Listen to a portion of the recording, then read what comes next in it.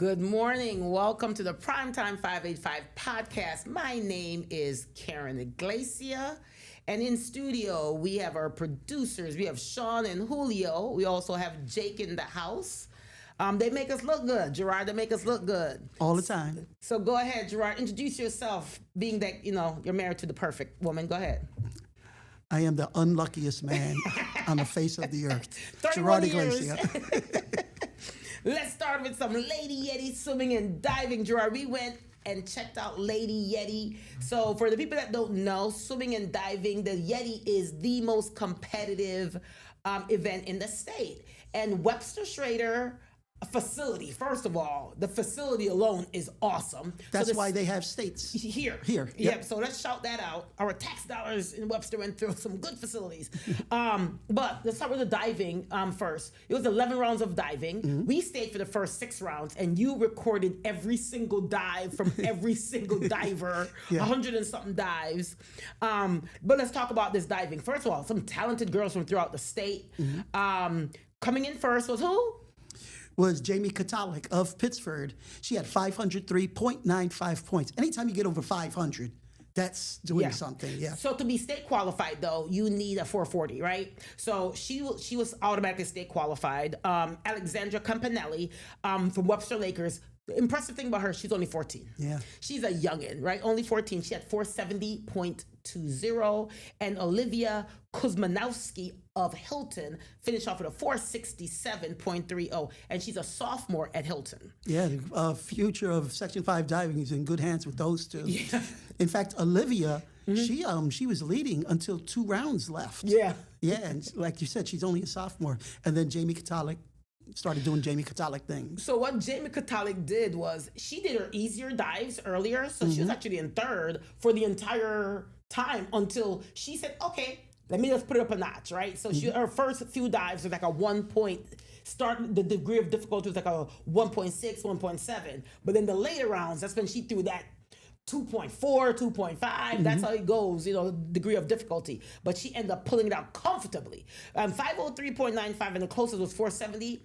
In basketball terms, that's like winning by 30 points in basketball terms. So congratulations to Jamie Katalik, but also the two, Alexandra and Olivia, for qualifying for states. Let's talk about some swimming from the Lady Yeti. Shout out to Scott Hines for covering this for us. There's several schools there. You got the Fairports, the Penfields, the Liverpools, Webster, Canandaigua, New Hartford. I think New Hartford's...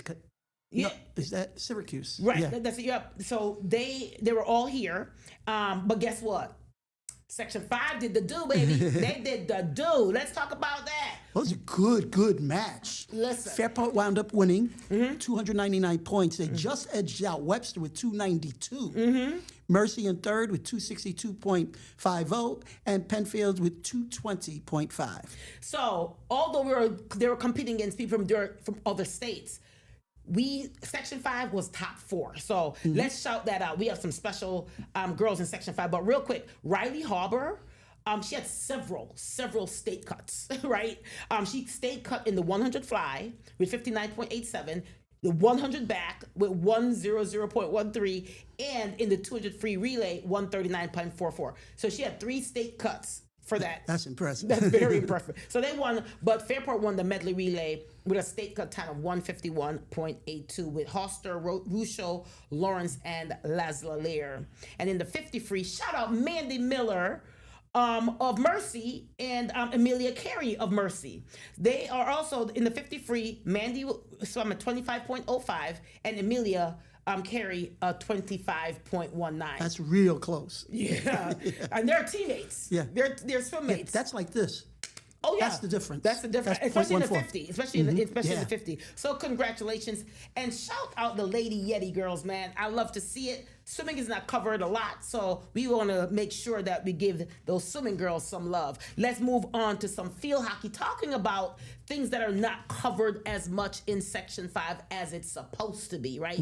There's only 11 field hockey teams in Section 5. Both Webster schools got it. Both Pittsford schools got it. Fairport's got it. East Rochester's got it. Brighton, Penfield, Fairport, right? Hilton, Irondequoit, yeah. So shout out those schools. There's only 11. But it's hard to find good competition. And when it's only 11 schools, because think about it, there's 98 volleyball boys program, 97 volleyball girls program, 71 football programs, right? So when you only have 11, it's hard to compete. So, but Pittsburgh, Mendon, and Sutherland, them two teams just keep exchanging sectional runs. They just keep exchanging it over and over, right? So let's talk about the first game we're going to talk about. We're going to talk about Sutherland. We're going to talk about Mendon versus East Rochester. Mendon is just a force. They're 9-0 on the season, right? They won. They beat East Rochester 10-1. Ali Falzoy had 2 goals and 2 assists. Ava Rice has 2 goals and 1 assist. I'm going to get back to her in a minute. Okay, I was about to say. I'm going to get back to her in a minute. She needs her own little segment. Elise Sperling had 2 goals. Peyton Reezy, so she kind of like family to us because that's Griffin Reezy from our youth council. She's only a sophomore, had her first varsity goal there, and Peyton Kinney scored the lone goal for East Rochester. But let's get back to Ava Rice. Ava Rice is a talent. So she was a News 8 Primetime Player of the Year for us, right? She's got 26 goals so far this season. 26. That's a lot of goals. One game she had 6. And even against East Rochester, shout out the coach, right? The coach moved her around because she's one of the top players in Section 5 and in the state. Yeah. So she scored the first 2 goals, and then the coach moved her to mid, right? And then basically took her out afterwards because you don't want to run up the score. Very classy program they got over there at Mendon. But they moved her to the middle. But she probably could have had 10 goals herself that particular game. She's a talent. Yeah, she's averaging almost 3 goals a game. Yeah, a hat trick. Yeah. When you go in there, anybody that's going to play her, play against her, doesn't know that you're starting at 3. Yeah. That's the best way to look at it, right? So let's go back. Let's go into the Sutherland versus Brighton game. First of all, we're going to shout out to Z705. He did both these games for us. But let's get back into that. Sutherland versus Brighton. Sutherland is also a force to be reckoned with. They're also extremely good. So actually, they played Mendon earlier this year. Mendon came out on top 1-0 in overtime. So that's potentially a good championship matchup. Well, what you have to understand, and I want to get back to Mendon real quick. Mendon is both teams got feeder programs, right? So they really work on their field hockey programs. But Sutherland is a young team. Sutherland only has 2 seniors, right? They only have 2 seniors, and they've got like 6 sophomores. I think or 6 sophomores, 5 freshmen, something to like that. So they're a very, very young squad. 4 freshmen and 6 sophomores. Yeah, 10 underclassmen, right? Yeah. That's crazy work, right? Isabella Willems scored. She's a senior for Sutherland. Kirsten Matsky scored 1 goal and 1 assist. Madeline Cross, however, the freshman, she had a hat trick that game. Yeah, she had 3 goals. Shout out to Coach Kathleen and for what she's building. And can I tell you something unique about this program? Some of these girls' mothers played for her. I ain't trying to age you, Miss Kathleen. I'm not trying to age you. Some of these girls played against each other. Some of the girls' parents played against each other. No, they're playing on the same team. But I wanted to say that's how much Miss Kathleen's been around. She's coaching the girls of the kids of some of our players. And Ari Blakely, shout her out. She had a hat trick. So we want to shout that out. Okay, let's move on to some volleyball action. Eastridge versus HFL, right? Now, first of all, can I say Eastridge is the scrappiest team I know in Section 5? They are so scrappy, Gerard. They won in 3 sets, 25-17, 17, and 20. We were there for that game. But let's talk about them Simber sisters. Marley Simber is the setter. She's a senior. And Jocelyn Simber is her sister, right? We know her through JJ's the pigtail. She was the one that used the ninja, right? So she used them ninja skills because she picks up anything that comes to her. Real athletic, yeah. Anything that comes to her, right? So Marley had, in this game, she had 27 assists, 3 aces. Jocelyn Simber had 13 kills, 12 digs, and also an ace. Ava Poles had 12 kills. TT Green had 7 kills, and TT is also a talented basketball player. And Harper Kuhn had 5 aces, and she's only a freshman. She's a baby of the group. What did you see when you went to that game? Like you said, very scrappy team. The last few years, they've been really good. Yeah, You know? very scrappy. They're worker bees over there, man. They worker bees over there. But I want to also shout out. They beat Brockport the next day. We went to see them one day, and then the next day they beat Brockport. And Marley also had 20 assists that game, and Alex Guzman had 5 kills in the block. They beat very good teams. They beat Batavia, and during the Batavia game, Marley Simber had 30 assists and 5 kills. Jocelyn had That's 16. a lot of assists. Yeah, she's one of the top in Section 5.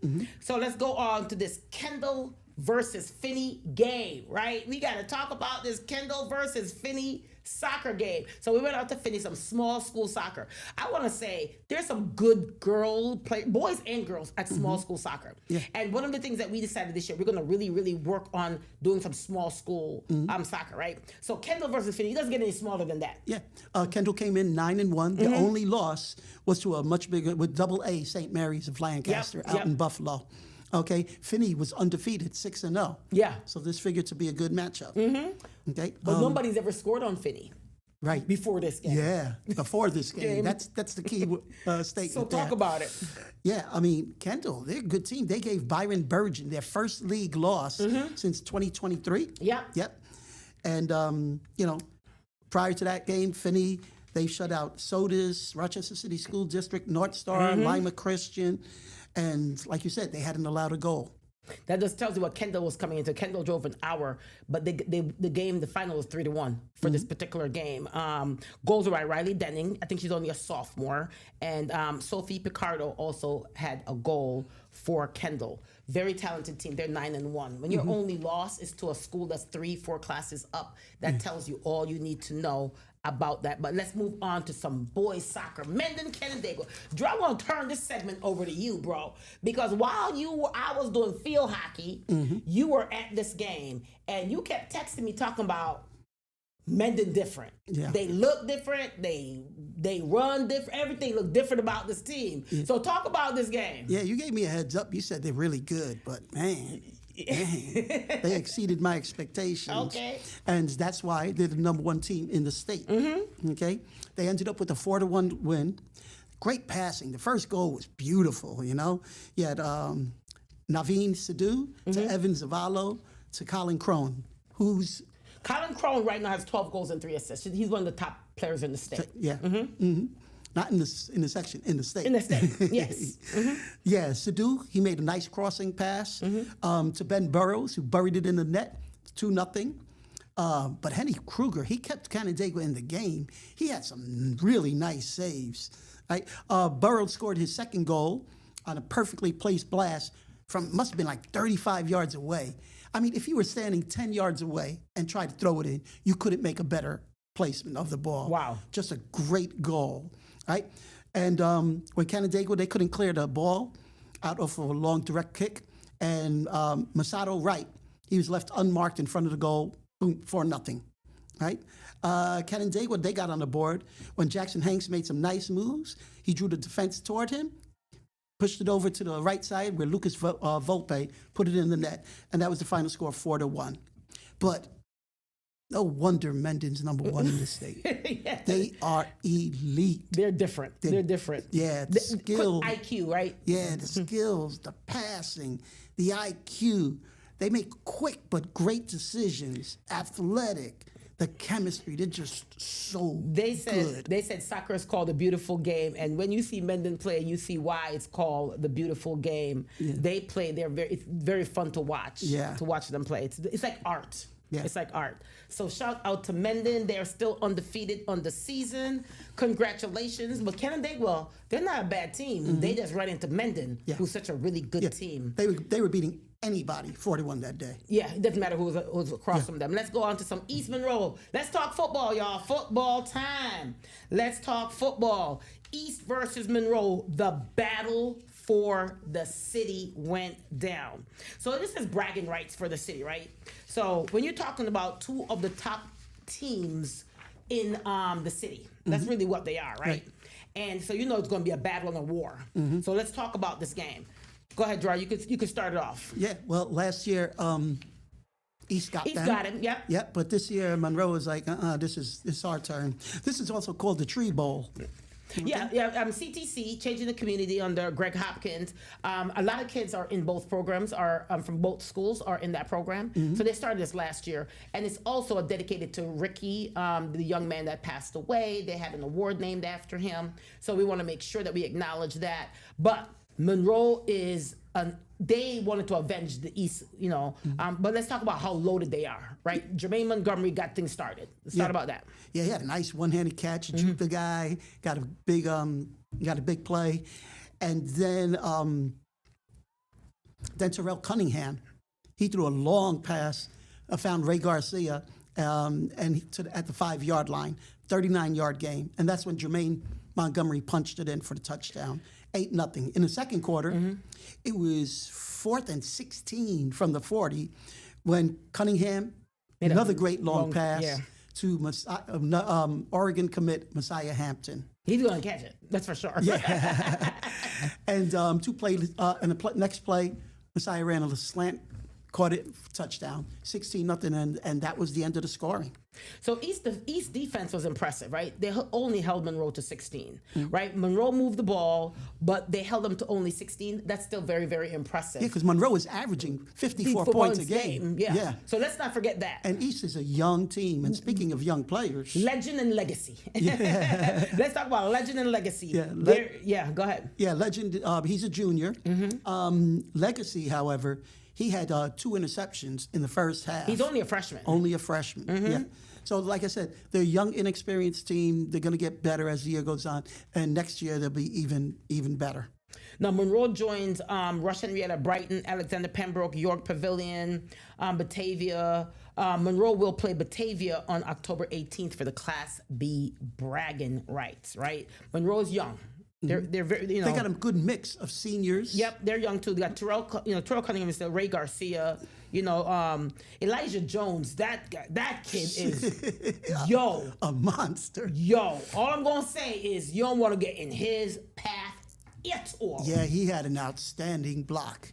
See, if I was the guy who's getting blocked, I would have had to make a career decision there. At that point, take off my jersey and walk off. That's my career decision. He's a big guy. He's got to be 6'6", he has 12, something like that. 12 Division I offers now. Yeah, okay, but Power 5 offers. Yeah. Most valuable player, offensive player is Jermaine Montgomery. He's very impressive. I like his passion. Love his passion.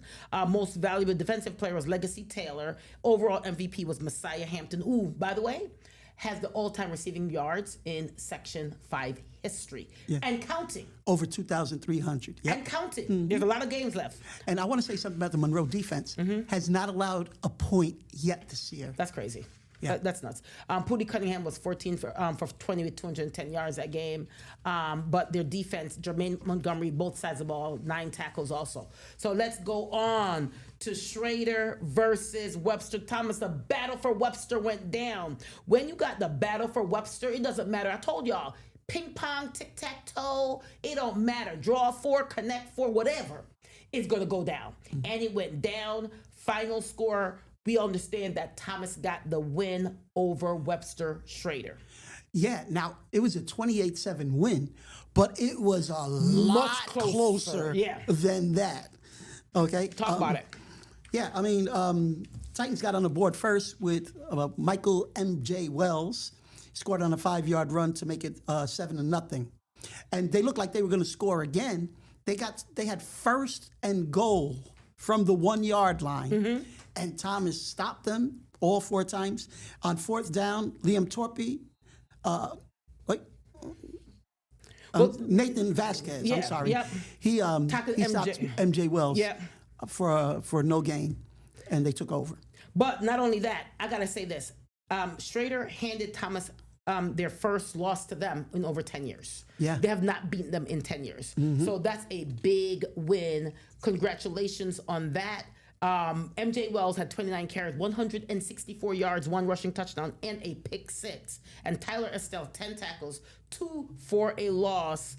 Thomas is just, they're for real. They're 3-1 right now going into week 5. Yeah, Liam Torpy, he scored the lone touchdown. It was actually 14-7 with 3 minutes left. It was 4th and goal, I believe, from the 12-yard line. I'm thinking, kick the field goal, put it away. But that's why I sit on the sidelines, and that coach is coaching. That's why coach is coaching. He know what to do. Yeah, so they ran a nice play to Tyler Estelle, a little screen pass, and he went untouched into the end zone 21-7. And then on the following play, MJ, he picked off a pick six for a touchdown, 28-7. But if they don't come up with that fourth down play, it's 14-7. Torpy was running well. They could have, tied the game. But shout out to Superintendent Neenan, right? He's there. I don't really know who he be rooting for, but when Webster played Webster, he's there just happy and smiling, right? I love it. Now let's move on to Rush Henrietta versus UPrep. Rush Henrietta versus UPrep. This game was interesting. Yeah. Rush Henrietta just looked different. Two of the top teams in Double A. We expected a great game. We got an outstanding performance from Rush Henrietta. Gerard, talk about it. Yeah, coming into the game, it was like, even on the last podcast we did, I don't know who's going to win. And we were both serious about that. Yeah. We had no idea. We thought it was going to be a close game. It was anything but. I mean, Rush Henrietta was in control the entire game, building up a 40-7 lead. They gave up another touchdown late. Final score, 40-14, Rush Henrietta. They're loaded at the skill position, and their offensive and defensive lines won the war in the trenches for this game. So first, let me say this. UPrep has a top line in Section 5. Rush Henrietta just looked very different to me. What I saw on the sideline is discipline. Coach Bruce got these guys disciplined. They're disciplined at all times. Even in the interview, they are extremely disciplined. They're a very disciplined team. Quarterback Brendan Mangone was on fire. He was everywhere. He did it all. He does the punt return. He does it. He wore all the hats. Yeah. He does all the hats, right? He's definitely on a very short list for top player. Yeah. Top players in Section 5. Yep. He punts, he kicks, he made a great tackle on a return. He just does it all. Emmanuel Wagstaff is also elite running back. He ran all over the UPrep defense. He had a 63-yard touchdown run and a 27-yard touchdown reception. Kendrick Jackson, son of the late, great Kenny Jackson and brother of former Primetime Elite Award himself, he also had a great game. I mean, he had a 10-yard touchdown. They just look different. They look different. Those family genes run deep between Kenny, Zymir, and now Kendrick. Rush Henrietta got 6 touchdowns from 5 players. What a talent. UPrep got touchdown from Kamari Miller on a 24-yard run and Paris Brooken on an 8-yard reception. Gavin White had some great runs, but Rush Henrietta defense was very, very prepared for Gavin White. But let me first say this. Don't ever sleep on UPrep. Very well coached team, very good. Look for them to also make a comeback this week. Yeah. Oh, I also forgot to mention the unstoppable Noah Collins Howard. Yeah. Oh, he had a great game. Right from the very jump. Right there, you could see his touchdown. Right there. Right there. So we're going to go. That was a sign of things to come. We got to go into, because of time, we got to go into Gerard's pick real quick. Gerard, we got to go into your pick. Let's go. My pick for is Jamie Katalik. Okay, Pittsford Diving. We have some athletes here who are outstanding in 3 sports. 2 sports. She's elite in 2 sports in one season. Yep. She had a 503.95 points to win the girls Yeti meet at Webster for diving. And she's a defending Section 5 champ. She came in 6th in states last year as a junior. And in volleyball, she was on the state championship Sutherland's team and one of the very best liberos in Section 5. Absolutely, without doubt. She won a state title in both sectionals and diving in the same week. Just so you know. But I got to go into my pick. Karen's pick. This is a little bit different, y'all. My pick are the Drake twins. I got a twofer. The Drake twins, Haley and Alexis Drake, last night, they played and they had assists to each other. Haley had the hat trick, right? And her sister had the other goal, and Haley was the assist for her sister. So these sisters are nothing to play with. The Drake twins out of Athena Girls Soccer are Karen's pick. Alexis has 3 goals and 2 assists on this season. Her sister Haley has 20 goals and 2 assists, which is to her sister. That just goes to show you that twin action. But people got to understand, Athena is the real deal. They're 8-0-1 on the season. 8-0-1. This is a very talented set of girls. They need their respect. We talk about Spencerport girls all the time. We talk about all this, but we want to give them their due also. And that one tie was against Spencerport. Yes. Right? Yeah. That tells you all you need to know. So let's do around Section 5, Gerard. We got 2.5 minutes. Around Section 5, some things that's going on that went down in Section 5 are coming up. Let's talk about some games coming up. Coming up this Friday, good games. We got Victor versus Penfield boys and Webster versus Fairport boys volleyball, under volleyball. Yeah. Look for that to be a good matchup for tomorrow, right? Also, in girls volleyball, Victor girls is playing. Oh, go ahead. You have something Yeah, I to was say. going to say, why they put these volleyball games on Friday? I know, when they know that football is going on, right? Yeah. These are the good games too, right? Yeah. So Victor versus Penfield, around the court versus Fairport girls. Man, those are good games. Yes, it is. And then under football, there's no Thursday football tonight, but tomorrow Rush Henrietta plays Pittsford. Pittsford is Jake's favorite team. Yeah. I want to go back to Rush Henrietta. Mangone was 18 for 21. Yeah. I mean, Crazy stats. that's crazy. That's almost 90%. And Thomas is playing Fairport. Both are got the same record. Victor's playing Spencerport. Leroy Calmons, Alexander Pembroke. I don't know. I don't know if we got time to go check that out tomorrow. That looked interesting to me. Yo, they be giving me that pizza, though.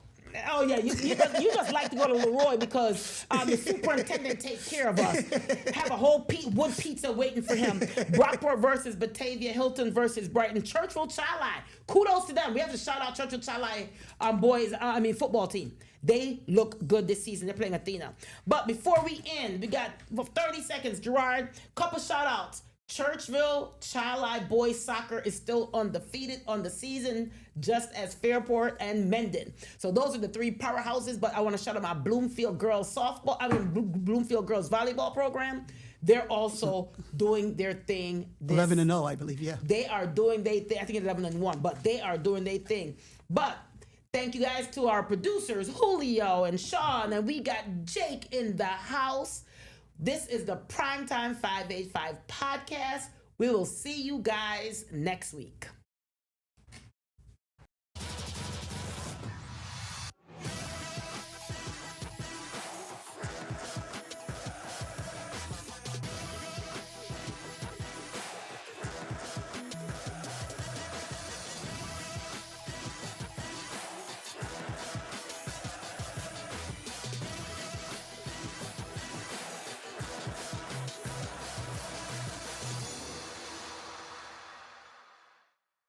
Get the Rochester First streaming app today for everything you love from News 8 On Demand, plus exclusive shows you won't see anywhere else. Search ROC and download for free on Roku, Amazon Fire, and Apple TV.